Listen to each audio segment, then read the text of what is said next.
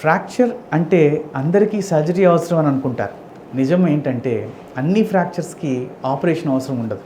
So చాలామంది fractures అయ్యాక ఇమీడియట్గా ఫియర్ పడతారు, ఆపరేషన్ తప్పదా అని అనుకుంటారు. కానీ ఫ్రాక్చర్ టైప్, ప్లేస్, సివియారిటీని బట్టి మాత్రమే ట్రీట్మెంట్ డిసైడ్ చేస్తారు. సర్జరీ అవసరం లేని కేసెస్లో బోన్ కరెక్ట్ పొజిషన్లో ఉంటే మాత్రం దానికి సర్జరీ అవసరం లేదు. Small cracks, simple fractures, hair lines ఉండేదానికి జస్ట్ కట్లు వేస్తే సరిపోతుంది.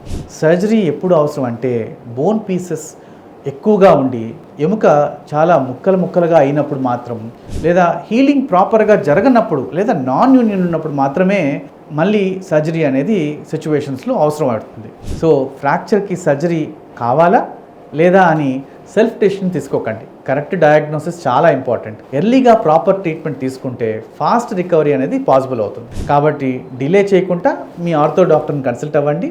సో మీ ఫ్రాక్చర్ని ఎర్లీగా హీల్ చేసుకోండి. నమస్తే.